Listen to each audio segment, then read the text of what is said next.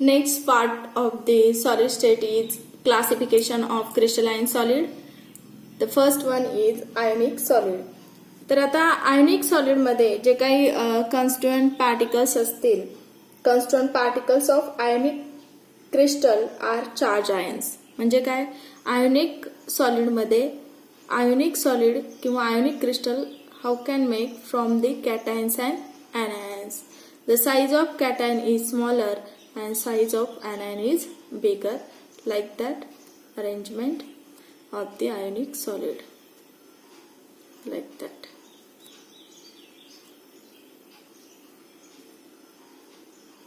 Okay, continuously cations, anions, anions, cations, anions, cations, like that arrangement here.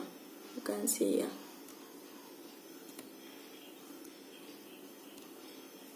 Okay, तर ionic solids, what is the characteristics? The constituent particles of ionic crystal are charge ions. त्याच्यातले जे काही constituent particles असतील ते कसे असतील, charge ions. That means cations and anions. Ionic solid is made up of cations and anion, charge particles. Cations and anions. Cations means positive species, anions means negative species. By the Fajans rule, कि size of anion is bigger and size of cation is smaller, there is more polarization takes place. You can say that simply the first characteristics of ionic solid, the constituent particles of ionic crystal are charged ions. That means the cations and anions may be different in size. Okay, this is the first characteristics. The second characteristics, the cations and anions held together by strong electrostatic force of attraction. These cations and anions held together by strong electrostatics force of attraction between oppositely charge ion. म्हणजे जे काय oppositely charge ion आहे यांच्यामध्ये strong काय असणारे, electrostatics force of attraction असणारे. Ionic crystal जे असणारे त्यांच्यामध्ये strong electrostatics force of interaction असल्यामुळे, अट्रॅक्शन असल्यामुळे ते कसे असणारे, हार्ड असणारेत आणि ब्रिटल असणारे. And they have high melting point. त्यांचा जो मेल्टिंग पॉइंट असणार आहे तो मेल्टिंग पॉइंट कसा असणार आहे, हाय असणार आहे. This is the third characteristic. Then fourth, these are non conductor of electricity in solid state. म्हणजे ज्यावेळी ते सॉलिड स्टेटला असतील आयोनिक क्रिस्टल त्यावेळी ते नॉन कंडक्टर्स असतील of electricity. They are non conductors of electricity. But त्यांना जर आपण मेल्ट केलं किंवा ते वॉटरमध्ये डिझॉल्व केले त्यावेळी लिक्विड स्टेटला ते गुड कंडक्टर्स असतील इन अ लिक्विड स्टेट. म्हणजे काय, जर आयोनिक सॉलिड हे सॉलिड स्टेटला असतील त्यावेळी there is no any freely ions available for the conduction. That's why it is non conductor of electricity. But in liquid state म्हणजे तुम्ही आयोनिक सॉलिडला मेल्ट केलं किंवा एखाद्या वॉटरमध्ये डिझॉल्व केलं तर it can shows good conductor of electricity. Okay, for example आपण example घेतलं ionic सॉलिडचं NaCl असेल किंवा KCl असेल, त्याच्यानंतरनं CaF2 असेल किंवा K2SO4 असेल. All are ionic solid. Okay, तर फर्स्ट पॉइंट आपण आयोनिक सॉलिडमध्ये काय पाहिला का, जे constituent particles of ionic crystal are charge ions. The cations and anions may differ in size. Then next point we'll discuss here की हे जे काही cations आणि anions आहे तर आयोनिक सॉलिड जो आहे it made up of constituent particle जे असतील ते cations and anions असतील आणि ते डिफर इन साईज. म्हणजे anion साईज बिगर आहे, cationची साईज स्मॉलर आहे. रेग्युलर अरेंजमेंट असेल त्यांची. त्याच्यानंतर ना त्यांच्यामध्ये जे इलेक्ट्रोस्टॅटिक्स फोर्स ऑफ अट्रॅक्शन असतं ते स्ट्रॉंग असतं अपोजिट चार्जेस असल्यामुळे. आणि ते कसे आहेत, हार्ड आहे, ब्रिटल आहे, त्यामुळे त्यांचा मेल्टिंग पॉइंट सुद्धा कसा आहे, हायर आहे. इन सॉलिड स्टेटला they are non conductor of electricity but in liquid स्टेटला म्हणजे तुम्ही जे काही आयनिक क्रिस्टल आहे त्याला मेल्ट केलं किंवा वॉटरमध्ये डिझॉल्व्ह केले तर ते लिक्विड स्टेटला येईल. They are good conductor of electricity because there are freely ions available for the conduction, but in solid state they are not available, that's why it is non-conductor of electricity. Then next we'll discuss here covalent solid. It is also called as a covalent solid. It is also called as a network solid. Network solid. तर आता याला network solid का म्हणायचं, तर आता जे काही covalent solid आहे तर कोव्हॅलंट सॉलिड मध्ये जे काही कॉन्स्टिट्युएंट पार्टिकल्स असतील तर covalent solids are form by chemical bond. म्हणजे हे जे काही कोव्हॅलंट सॉलिड आहे त्यांच्यामध्ये केमिकल बॉन्ड्स असतो किंवा आपण त्याला कोव्हॅलंट बॉन्ड असतो. काय म्हणायचं, कोव्हॅलंट बॉन्ड. म्हणजे त्याच्यातले जे काही कोव्हॅलंट बॉन्ड्स किंवा covalent solids are form by chemical bonds, that is covalent bond between the neighbouring constituent atom of non metallic solid. म्हणजे जे काही नॉन मेटॅलिक सॉलिड आहे तर नॉन मेटॅलिक सॉलिडमध्ये तुमचा कार्बन वगैरे असेल तर ते काय करतात, काय एकमेकांना लिंक होतात म्हणजे त्यांच्यामध्ये कोव्हॅलंट बॉन्ड फॉर्म करतात. समजा डायमंड असेल, for example I can take here covalent solid or network solid. त्याच्यामध्ये एक्झाम्पल घेतलं, डायमंड घेतलं. तर हा जो डायमंड आहे तर हा कोव्हॅलंटली कसा बाउंडेड असतो पहा. समजा कार्बनची व्हॅलन्सी 4 असते तर ह्या कार्बनला परत 4 कार्बन अटॅच असतात आणि यांच्यामध्ये जो बॉन्ड असतो तो कोव्हॅलंट बॉन्ड असतो. आणि ह्यांचं नेटवर्क कसं तयार होतं पहा की हा जो कार्बन आहे एका कार्बनला 4 कार्बन टेट्राहेड्रली अरेंज असतात. परत जो नेक्स्ट कार्बन असेल त्याला पुन्हा 4 कार्बन टेट्राहेड्रली अरेंज केलेले असतात. Like that. परत हा कार्बन असेल त्याला ऑल कार्बनला अशाच पद्धतीने टेट्राहेड्रली 4 कार्बन ॲटम अटॅच होतात आणि ह्यांचं जे नेटवर्क स्ट्रक्चर बनतं डायमंडचं. आणि यु नो दॅट डायमंडमध्ये हा जो प्रत्येक कार्बन असतो त्याचं हायब्रिडायझेशन असतं. sp3 हायब्रिडाइज असतो. डायमंड जो असतो डायमंडमध्ये कुठलाही फ्रीली मुव्हेबल इलेक्ट्रॉन अवेलेबल नसतो म्हणून diamond is a bad conductor of electricity. But in case of graphite आणि यांच्यामधली जी बॉन्डिंग असते तो कोव्हॅलंट बॉन्ड असतो. यांच्यामधली जी बॉन्डिंग असते ती कशी असते, कोव्हॅलंट बॉन्ड असतो.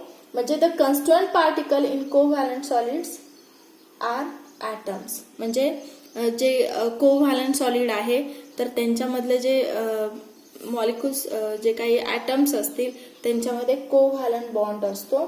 तर आता काय होतं की 3 डायमेन्शनल नेटवर्क असतं, जायंट मॉलिक्यूल असतात. The entire crystal is a simple molecule. The entire म्हणजे जे काही तुमचं हे क्रिस्टलाइन स्ट्रक्चर असतं तर ते सिम्पल असतं, जायंट लाईक असतं. म्हणजे ह्याला जायंट मॉलिक्यूल पण आपण म्हणू शकतो, जायंट मॉलिक्यूल पण म्हणू शकतो. Covalent solids are poor conductor of heat and electricity. तर याच्यामध्ये तुमचं डायमंड असेल किंवा एक्झाम्पलमध्ये पाहायचं झालं कोव्हॅलंट सॉलिडमध्ये तर डायमंड असेल एक्झाम्पल्समध्ये. नंतर कॉज असेल, कॉजमध्ये काय SiO2 म्हणतो आपण. त्याच्यानंतर बोरॉन नायट्राइड असेल, देन कार्बनडम असेल. तर all are covalent solids. Okay. तर आता कोव्हॅलंट सॉलिड्समध्ये बेसिकली तुमचा आपण कार्बनचे ॲलोट्रॉप्स पाहिले, त्यालाच पॉलिमॉर्फिझम म्हणायचं की एक सिंगल सबस्टन्स असेल that exist 2 or more forms of crystalline structure, it is called as a polymorphism. तर मग कोव्हॅलंट सॉलिडमध्ये आपण बेसिकली पाहिलं की नॉन मेटॅलिक सॉलिड्स असतात. म्हणजे नॉन मेटल यांच्यामध्ये बॉन्ड्स फॉर्म होत असतो. You can C carbon is a non metal and bond form between 3 dimensional structure form करत असतो तो. आणि अशा पद्धतीने त्यांच्यामध्ये 3 डायमेन्शनल स्ट्रक्चर होऊन जायंट मॉलिक्यूल, जायंट सॉलिड तयार होत असतो. तर आता बेसिकली मी सांगितलं की डायमंड असेल तर डायमंडमध्ये कार्बनचं जे प्रत्येक कार्बनचं हायब्रिडायझेशन हे sp3 असेल. त्याच्याकडे कुठलाही फ्रीली मुव्हेबल इलेक्ट्रॉन नसणारे for the conduction of electricity. That's why it is a bad conductor of electricity. डायमंडचा जो मेल्टिंग पॉइंट असणार आहे, the melting point of the diamond is 3, 5, 250 degree Celsius एवढा हायर असणार आहे. आणि ग्राफाईट जो असणार आहे तर ग्राफाईटमध्ये काय असतं की sp2 म्हणजे जे काही तुमचं you can see here, this is the structure for the diamond, this is the structure for the diamond, network structure of the diamond, and bond length of the each carbon, this carbon carbon bond length is 154 picometer, and this is the structure for the graphite. This is the covalent solid, or it is also called as giant solid or network solid. You can see here 6 hexagonal 6 member ring. You can see here, this is a one sheet can overlap with another sheet, and this can overlap to another sheet, like that the arrangement of this graphite. And each carbon atom has sp2 hybridized. म्हणजे हा जो carbon असतो प्रत्येक ग्राफाईटचा हा जो carbon असतो ह्या कार्बनचं hybridisation असतं sp2. याच्याकडे फ्रीली मुव्हेबल इलेक्ट्रॉन्स अवेलेबल असतात, फ्रीली मुव्हेबल इलेक्ट्रॉन्स अवेलेबल असतात. त्यामुळे it can shows conductivity. And thermally graphite कसे असतात, मोर स्टेबल असतात. This is the covalent solid. You can see here network one sheet can overlap with another parallelly यांची arrangement केलेली असते. We already discussed in covalent solid or network solid, the constituent particles in covalent solids contains covalent bonds. Then the atoms in this crystal are linked by continuous system by covalent bonds. We already see here जे काही atoms असतील त्यांच्यामध्ये काय असतात की ती जी system असते continuous system of covalent bonds. You can see here, म्हणजे एका कार्बनला जर एक कार्बन 4 कार्बन असतील तर त्या 4 कार्बनला परत एका कार्बनला 4 कार्बन अटॅच होतील, आणि अशा प्रकारे त्यांची कंटिन्युअस सिस्टीम असते. त्यांच्यामध्ये कोव्हॅलंट बॉन्ड असतो. 3 डायमेन्शनल त्यांचं जे स्ट्रक्चर असतं ते कसं असतं, 3 डायमेन्शनल नेटवर्क असतं. जायंट मॉलिक्यूल जो असतो आणि ते poor conductor of heat and electricity. Example सांगितलं, डायमंड असेल, कॉर्ज असेल, बोरॉन नायट्राइड असेल, नंतर कार्बनडम असेल, फुलेरिन असेल. All are covalent solid.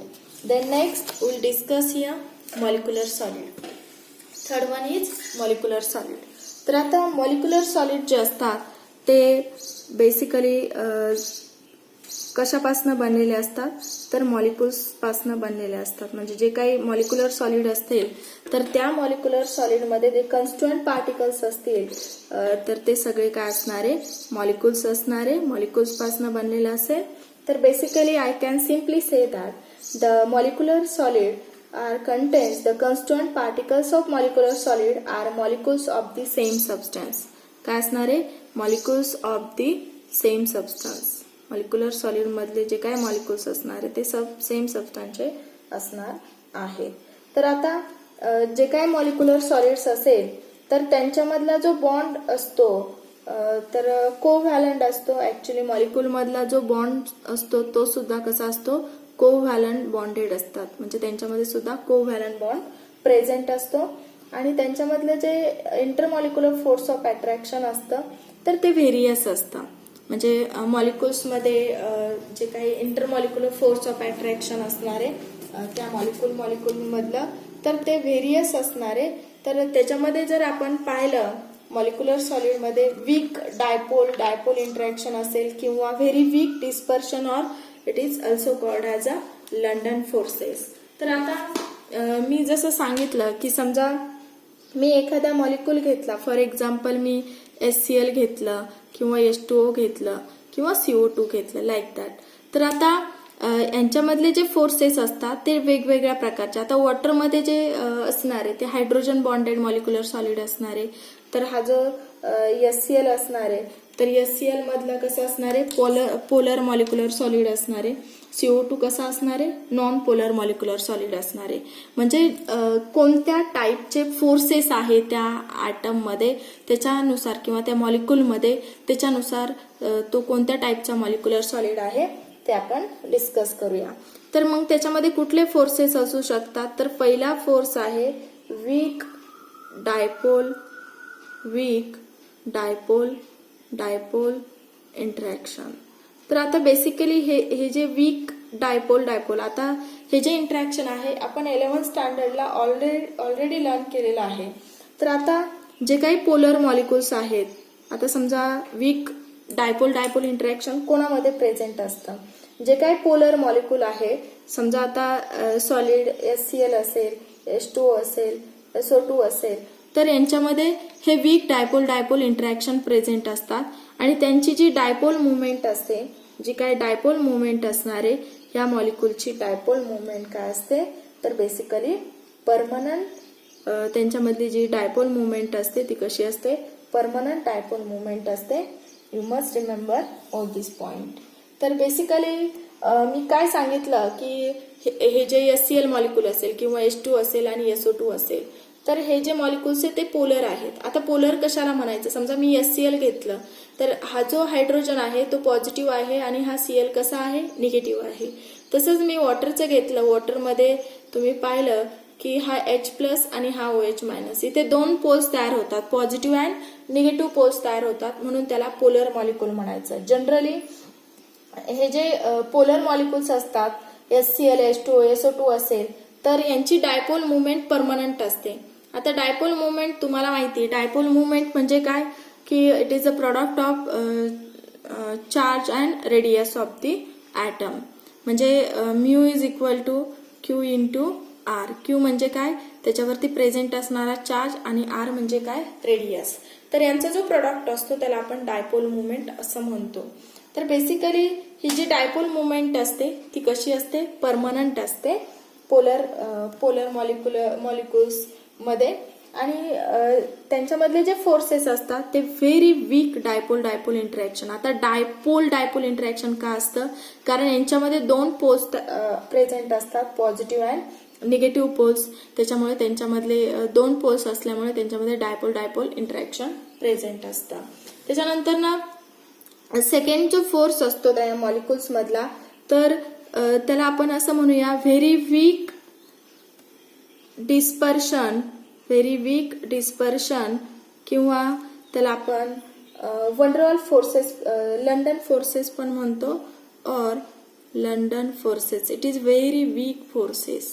Okay, कारण ते जे काही मॉलिक्युल्स मधले इंटरॅक्शन असणार आहे ते इंटरॅक्शन कसं असणार आहे, खूप वीक असणार आहे. त्याला आपण व्हेरी वीक डिस्पर्शन फोर्सेस किंवा त्याला आपण लंडन फोर्सेस म्हणतो. तर हे बेसिकली कोणामध्ये प्रेझेंट असतं, तर नॉन पोलर मॉलिक्युलर मध्ये प्रेझेंट असतं.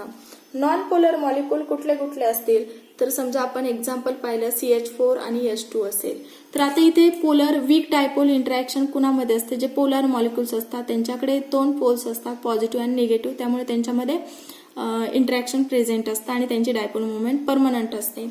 पण व्हेरी वीक डिस्पर्शन किंवा लंडन फोर्सेस हे नॉन पोलर मॉलिक्युल्स, म्हणजे H2 जर घेतलं तर तिथे दोन्ही ॲटम सेम आहे. इथे इलेक्ट्रोनिगेटिव्हिटी डिफरन्स जास्त असणार आहे Cl आणि हायड्रोजन मध्ये. Cl कसा आहे, ग्रुप नंबर 17 मध्ये आहे आणि हायड्रोजन फर्स्ट मध्ये आहे. तर त्यामुळे यांच्या दोघांमध्ये इलेक्ट्रोनिगेटिव्हिटी डिफरन्स जास्त असल्यामुळे इथे पोलॅरिटी जनरेट होते आणि टू डिफरंट पोल्स तयार होतात. But in case of non polar molecule both atoms are same, that's why here no any electronegativity. म्हणजे दोन्ही ॲटम सेम असल्यामुळे ते इलेक्ट्रॉन इक्वली शेअर करतात, त्यामुळे तिथे चार्ज सेपरेशन होत नाही.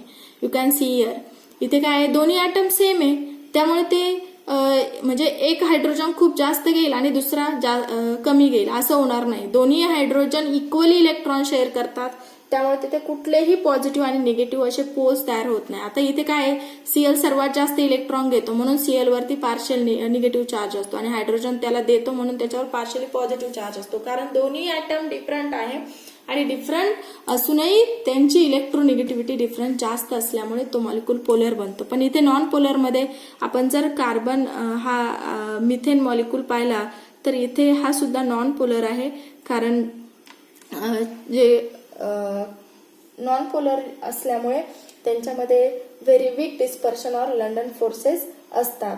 तर आता जसं आपण पाहिलं रूम टेम्परेचरला जे मोनो ॲटॉमिक सॉलिड्स असतात, म्हणजे आर्गॉन असेल किंवा न्यूऑन असेल, हे मोनो ॲटॉमिक आहे. तुम्हाला माहिती आहे की इनर्ट गॅसेस हा डायटॉमिक फॉर्ममध्ये नसतात, कारण ते कोणाबरोबरही कंबाईन होत नाही, ते सिंगल असतात, म्हणजे ते मोनो ॲटॉमिक फॉर्ममध्ये असतात, लाईक आर्गॉन आणि न्यूऑन. तसंच हे जे कंपाऊंड्स असतील तर हे डायटॉमिक फॉर्ममध्ये असतात, परंतु ते कसे असतात, नॉन मॉलिक्युलर सॉलिड असतात. तर आता आणि जो तिसरा पार्ट आहे तो म्हणजे इंटर मॉलिक्युलर हायड्रोजन बॉन्डेड. आता इंटर मॉलिक्युलर हायड्रोजन बॉन्डेड मध्ये आपल्याला काय पाहिजे की हायड्रोजन बॉन्डिंग पाहिजे. तर आता हायड्रोजन बॉन्डिंग कशाला म्हणायचं, तर बेसिकली इंटरमॉलिक्युलर हायड्रोजन बॉन्डेड, तर ते हायड्रोजन बॉन्ड्स पाहूया. समजा आपण पाहिलं H2O घेतलं किंवा NH3 घेतलं किंवा HF घेतलं. फॉर एक्झाम्पल मी HFचं एक्झाम्पल घेते. हा जो HF मॉलिक्यूल आहे तर दुसरा एखादा HF मॉलिक्यूल असेल तर हा पार्शली निगेटिव्ह आहे आणि हा पार्शली पॉझिटिव्ह आहे. तर अपोजिटली चार्जेस आहेत. तर ज्यावेळी हायली पॉझिटिव्ह आणि हायली इलेक्ट्रोनिगेटिव्ह ॲटम यांच्यामध्ये पार्शली बॉन्ड तयार होतो, त्या बॉन्डला आपण हायड्रोजन बॉन्डिंग म्हणायचं.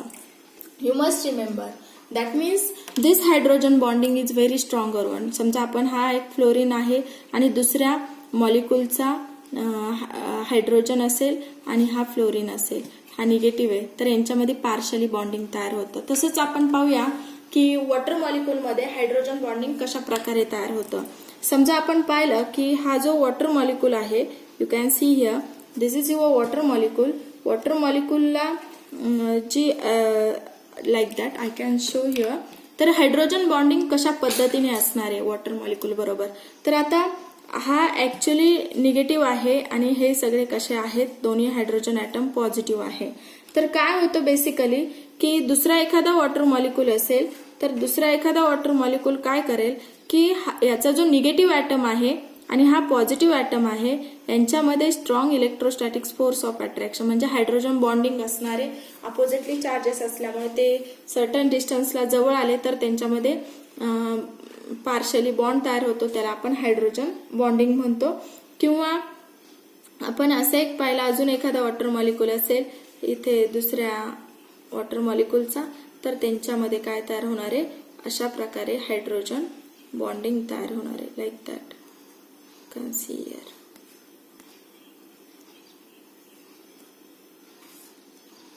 Okay, like that. अशा पद्धतीने त्यांच्यामध्ये काय तयार होईल, हायड्रोजन बॉन्डिंग तयार होईल.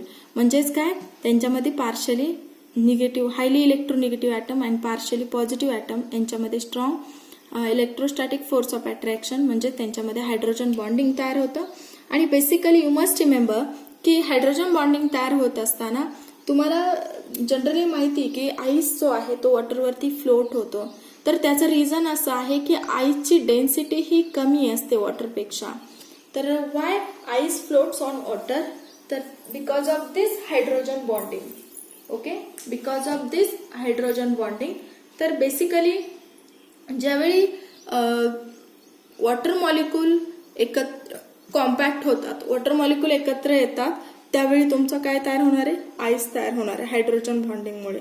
आणि त्यांची अरेंजमेंट कशी असणार आहे, टेट्राहायड्रली लाईक दॅट अशी अरेंजमेंट असणार आहे. तर आता ज्यावेळी तो density of solid state is always greater than the density of its liquid state.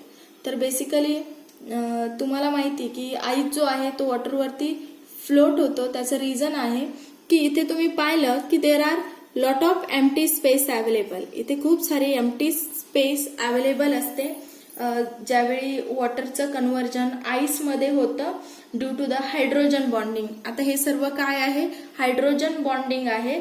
तर हायड्रोजन बॉन्डिंगमुळे जे आईस आहे त्यांची अरेंजमेंट म्हणजे हा सिंगल वॉटर मॉलिक्यूल आहे आणि त्याच्या सराउंडिंगला अदर वॉटर मॉलिक्यूल टेट्राहायड्रली अरेंजमेंट असणार आहे. तर बेसिकली काय होणार आहे की आईसमध्ये लॉट ऑफ एम्प्टी स्पेस असणारे टेट्राहायड्रली अरेंजमेंट असल्यामुळे त्यामुळे आईस काय होतो, वॉटरवरती फ्लोट होतो. ओके, तर बट इन केस ऑफ आता ज्यावेळेस आईसचं कन्व्हर्जन लिक्विडमध्ये होतं त्यावेळी किंवा वॉटरमध्ये होतं त्यावेळी यांच्यामधले जे काही हायड्रोजन बॉन्डिंग आहे ते हायड्रोजन बॉन्डिंग ब्रेक होतं आणि त्यामुळे त्याच्यातला एम्प्टी स्पेस काय होतो, कमी होतं आणि त्याच्यामुळे आईस जो असतो तो वॉटरवरती काय होत असतो, फ्लोट होत असतो. तर आता आपण ह्याच्यामध्ये जे काय मॉलिक्युलर सॉलिड आहे तर त्याच्यामध्ये बेसिकली पाहिलं की हायड्रोजन बॉन्डेड मॉलिक्युलर सॉलिड जे असतात तर त्यांच्यामध्ये वीक इंटरमॉलिक्युलर फोर्सेस प्रेझेंट असतात. यांच्यामध्ये soft substance with low melting point, त्यांचा जो मेल्टिंग पॉइंट असतो तो जनरली काय असतो, लो असतो. आणि हे जे सॉलिड्स असतात ते पुअर इलेक्ट्रिकल कंडक्टर्स असतात अँड आर गुड इन्सुलेटर्स असतात. म्हणजे हे जे हे असतात काय म्हणतात त्याला, मॉलिक्युलर सॉलिड जे असतात. तर basically you must remember molecular सॉलिड्समध्ये वीक इंटरमॉलिक्युलर फोर्सेस प्रेझेंट असतात आणि पुअर इलेक्ट्रिकल कंडक्टर्स असतात अँड आर गुड इन्सुलेटर्स असतात. तर in this molecular solid we already discuss there are 3 types of molecular solid. तर मॉलिक्युलर सॉलिड्स जे आहेत ते कशापासून बनलेले असतात, जे काही कॉन्स्टिट्युएंट पार्टिकल्स असतील तर ते molecules of the same compounds असतील. आणि त्याच्यामध्ये त्याचे 3 टाइप्स पडतात. तर first already discuss here weak dipole dipole interaction असतं. तर मग वीक डायपोल डायपोल इंटरॅक्शन कोणामध्ये असतं, जे काही पोलर मॉलिक्युल्स असतात, म्हणजे त्याला आपण काय म्हणूया की पोलर मॉलिक्युलर सॉलिड, म्हणजे त्यांच्यामधले ऍक्च्युली HCl H2 आणि SO2 याच्यामध्ये 2 पोल्स असतात. त्याच्यामध्ये डायपोल डायपोल इंटरॅक्शन प्रेझेंट असतं पोलर मॉलिक्युलर सॉलिडमध्ये. आणि त्याच्यानंतर ना जो तुमचा सेकंड आहे तो आहे नॉन पोलर मॉलिक्युलर सॉलिड पासून बनलेला असतो. त्याच्यामध्ये H2 असेल, Cl2 असेल, CH4 असेल, CO2 असेल, तर I2 असेल. तर हे सगळे काय आहेत, नॉन पोलर मॉलिक्युलर सॉलिड आहे.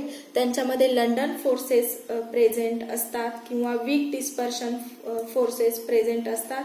त्यांचा जो मेल्टिंग पॉइंट असतो तो लो असतो as compared to the polar molecular solid किंवा डायपोल डायपोल इंटरॅक्शन असणारे molecular solid. Then third point आपण डिस्कस केलेला आहे तो म्हणजे हायड्रोजन बॉन्डेड मॉलिक्युलर सॉलिड. तर त्याच्यामध्ये हायड्रोजन बॉन्डेड म्हणजे आय ऑलरेडी डिस्कस यू की त्यांच्यामध्ये highly negative electronegative and highly electro positive molecule यांच्यामध्ये strong intermolecular force of attraction present असतं.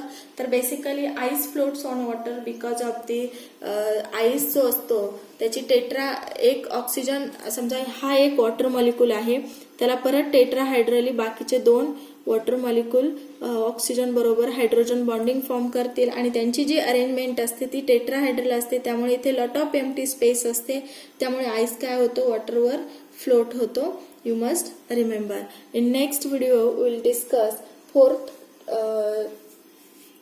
Type of the crystalline solid is metallic solid.